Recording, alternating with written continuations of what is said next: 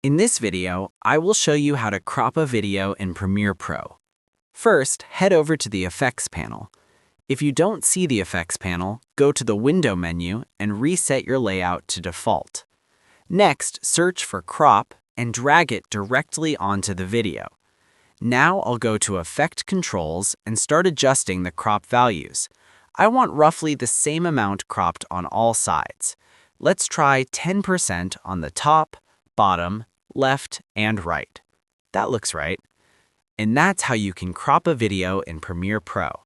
If this tutorial helped you out, make sure to like and subscribe for more helpful guides. And if you found real value in it, a super thanks would be greatly appreciated.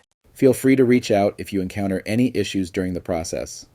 If this video helps you out, please leave a like and subscribe. Comment below if you have any questions. If you need further assistance, consider hiring a professional using the link in this video below.